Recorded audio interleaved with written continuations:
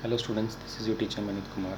Students, today we are going to continue our 8th chapter, that is local governments, and the topic is 73rd and 74th amendment. 73rd और 74th amendment क्या थे? In 1989 the central government introduced two constitutional amendments. तो 1989 में central government ने constitution में बदलाव करने के लिए दो अमेंडमेंट्स को इंट्रोड्यूस किया. अमेंडमेंट मतलब होता है कॉन्स्टिट्यूशन में कोई चीज़ चेंज करना. ओके, तो पहली थी 73rd अमेंडमेंट और दूसरी थी 74th अमेंडमेंट. वो जो 73rd अमेंडमेंट थी किससे रिलेटेड थी? पंचायती राज सिस्टम से. और 74th थी वो थी अर्बन लोकल गवर्नमेंट, जिसे हम नगर पालिका भी कहते हैं.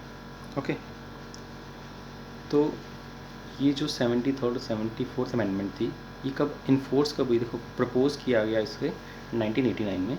तो इसका आपको पता है कॉन्स्टिट्यूशन अमेंडमेंट जब होती है तो ये पार्लियामेंट से पास होता है.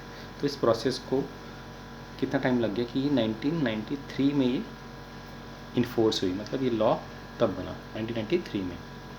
ओके, तो 73rd अमेंडमेंट क्या थी? 73rd में जो अमेंडमेंट थी कॉन्स्टिट्यूशन में वो किसको लेके थी? पंचायती राज इंस्टीट्यूशन को. और इसके कुछ फीचर्स थे. क्या फीचर्स थे? सबसे पहले क्या कर दिया गया, इसे 3 टायर सिस्टम बना दिए. 3 टायर सिस्टम मतलब जिसके 3 लेवल्स थे. सबसे नीचे था हमारा ग्राम पंचायत. ग्राम पंचायत कैसे बनती है? ये एक इलेक्टेड बॉडी होती है जिसमें 5 क्या होते हैं? मेंबर होते हैं, इसलिए हम उसे पंचायत कहते हैं. ठीक है, जिसका हेड कौन होता है? सरपंच. ठीक है, तो इन पंचायत को कौन इलेक्ट करता है? these panchayat are elected by gram sabha. अब ग्राम सभा क्या होती है? ग्राम सभा होती है कि एक विलेज या ग्रुप ऑफ विलेजेस के जो लोग होते हैं 18 प्लस के जो लोग होते हैं जिनको वोट देने का अधिकार होता है वो होती है ग्राम सभा. वो क्या करती हैं? सरपंच और पंचेस को, अपने पंच को चुनती है. ठीक है, तो फिर क्या बनती है? ग्राम पंचायत. फिर उसके बाद आती है ग्राम पंचायत होगी विलेज लेवल पे. उसके बाद ब्लॉक लेवल पे या मंडल जिसे हम कहते हैं वो होती है ब्लॉक लेवल पे. ठीक है, उसमें कुछ पंचायत मिलके मंडल बनाते हैं और मंडल मिलके ज़िला पंचायत बनाते हैं, जो कि एक अपेक्स इंस्टीट्यूशन है इसका पंचायत का. अपेक्स मतलब ये टॉप वाला है. ये पूरी डिस्ट्रिक्ट एडमिनिस्ट्रेशन जो होती है लोकल गवर्नमेंट की वो देखता है. ठीक है, मतलब पंचायत के मेंबर ही चुने जाएंगे, फिर मंडल को कॉन्स्टिट्यूट करेंगे और मंडल के ही मेंबर्स होंगे जो ज़िला पंचायत या डिस्ट्रिक्ट लेवल पे जो पंचायत होगी जो पूरे डिस्ट्रिक्ट के पंचायत को मॉनिटर करेगी या सुपरवाइज़ करेगी वो कौन सी होगी? ज़िला पंचायत. ठीक है, ये 3 टायर सिस्टम होगा. उसके बाद इलेक्शंस सबसे इम्पोर्टेंट.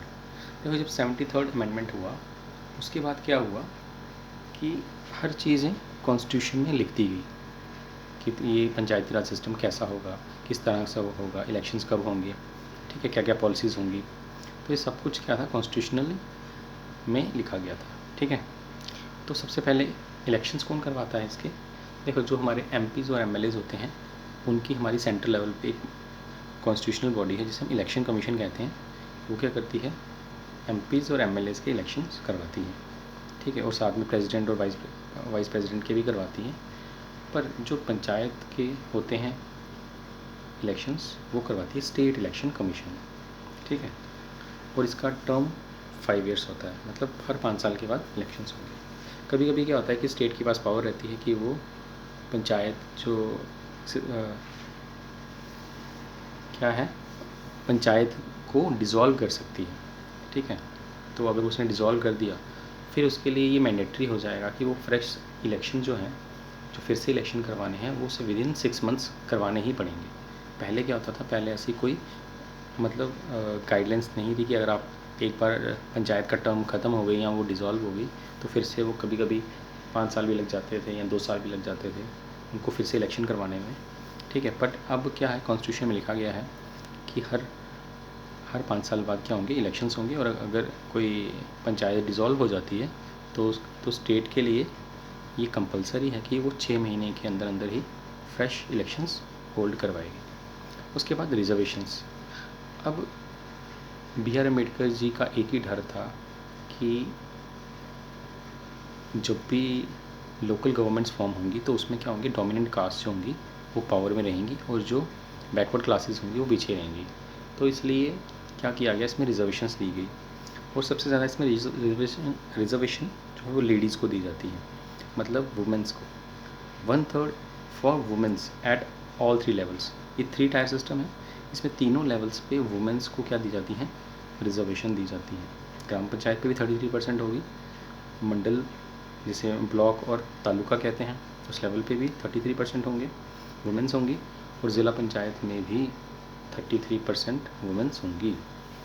उसके बाद जो है SC/ST के लिए क्या कहा गया कि SC/ST also provided, but also provided मतलब शेड्यूल कास्ट और शेड्यूल ट्राइब्स को भी रिजर्वेशन मिलेगा, वो उनकी पॉपुलेशन के हिसाब से कि एरिया में कितनी पॉपुलेशन है, तो इसलिए उसके हिसाब से इनको रिजर्वेशन मिलेगा।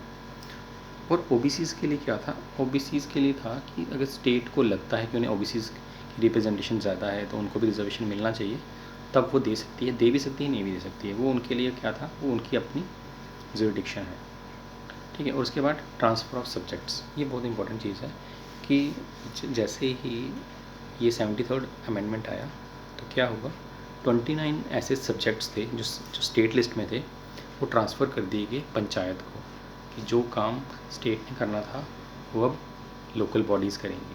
तो उसमें 29 ऐसे काम थे जो किस में थे, स्टेट लिस्ट में थे, और वो किस में डाल दिए गए, पंचायत राज इंस्टीट्यूशन में, ठीक है।